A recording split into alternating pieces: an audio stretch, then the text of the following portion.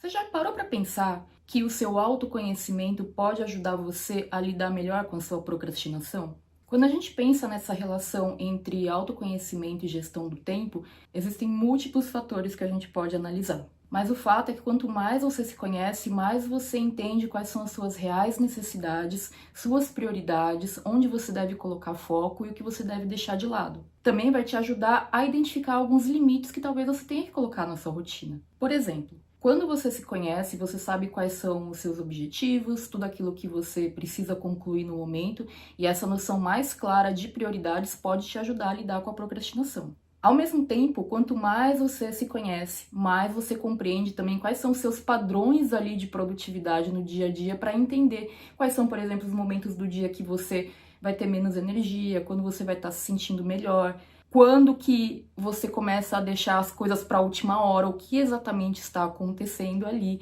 Então, olha como o autoconhecimento vai te dando essas pistas. Muitas pessoas procrastinam porque têm medo de fazer errado, porque são perfeccionistas e daí acabam não começando porque não vão fazer da forma perfeita como gostariam. Ou até mesmo porque acham aquela atividade chata pra caramba. Mas veja, se você investe tempo em se conhecer melhor, você pode se culpar menos por essa procrastinação ou aprender a lidar melhor com ela.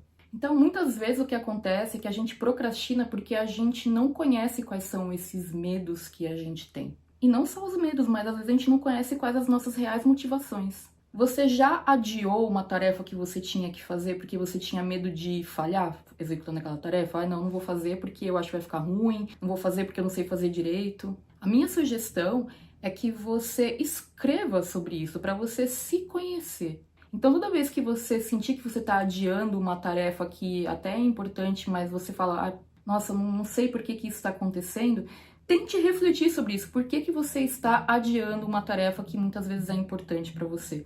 Escrever sobre isso vai te ajudar a colocar ordem nos seus pensamentos, o que vai te dar clareza. E aí, quando você escreve, você percebe, nossa, olha, é por isso que eu estou adiando. E aí, a partir desse conhecimento sobre você mesmo, você vai poder tomar aí decisões a respeito de como você vai executar aquilo.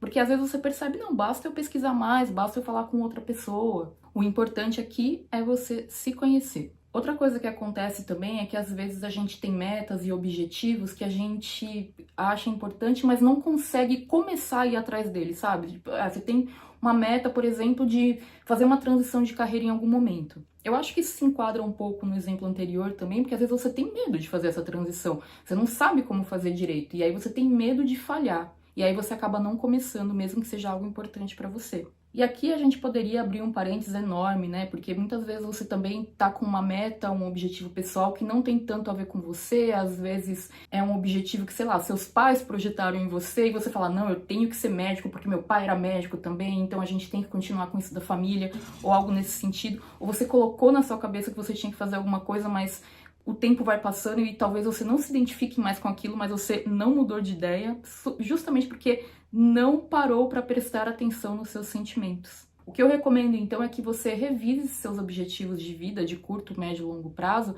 para você justamente pensar se eles ainda fazem sentido para a vida que você quer viver. Permita-se mudar.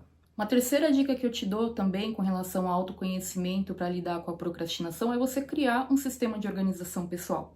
E quando você se conhece, você consegue melhorar esse sistema, porque, por exemplo, você pode dizer assim, ah, eu sou muito do papel, eu gosto de escrever as minhas tarefas, então por que você vai se forçar uma ferramenta digital? Ou, de repente, você é uma pessoa que tem TDAH, e aí você vê aquelas pessoas se organizando no Notion, no Trello, um monte de coisas, sistemas lindos assim, mas você não consegue fazer porque aquilo mais te atrapalha do que ajuda. De repente, um método como o Bullet Journal pode funcionar melhor para você. A produtividade pessoal é uma coisa muito individual. E aí você precisa se conhecer para saber o que vai funcionar melhor para você. Nessa quarta dica aqui, eu quero trazer um pouquinho do lance que eu acredito muito, que é o da autocompaixão. Às vezes você pode ficar dizendo que você procrastina demais, que você não começa as coisas, que você demora para começar e fica se culpando com relação a isso.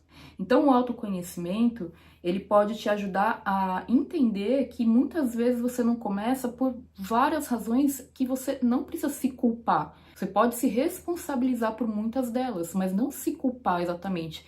E a partir do momento que você conhece quais são essas razões, você consegue encontrar soluções para elas. Você dá nome para as coisas.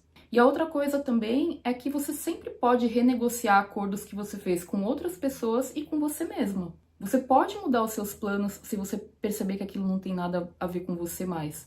Se você deu um prazo para entregar uma coisa no trabalho e esse prazo não vai rolar, você pode conversar com o gerente do projeto para compreender quais são as suas opções. Se você mesmo se colocou uma meta, sei lá, eu quero ler 50 livros esse ano e daí tá na metade do ano e você não leu nem 10, você vai ficar se cobrando isso ou você vai mudar os seus planos para se sentir melhor? Então, olhe-se com um pouco mais de compassividade para essas coisas que você está deixando de fazer, porque às vezes não é uma procrastinação. Você só priorizou outras coisas, você mudou os planos e tá tudo bem. Em resumo, né, a gente consegue associar o autoconhecimento para lidar com a procrastinação através de 4 dicas que eu trouxe aqui. Em primeiro lugar, identificar quais são os seus medos e motivações. Segundo lugar, estabelecer metas mais realistas e alinhadas com quem você é, o que você quer fazer realmente. Terceiro lugar, criar um sistema de organização que tenha a ver com você, respeite quem você é. E em quarto lugar, ser mais compassivo consigo mesmo. Quero te encorajar então a refletir um pouquinho melhor sobre o que você chama de procrastinação, para que você possa trazer algumas dessas soluções aqui que eu falei de organização, planejamento e produtividade para você se sentir melhor. Se você gostou desse vídeo, deixa o seu like e inscreva-se no canal. Um beijo e até o próximo vídeo.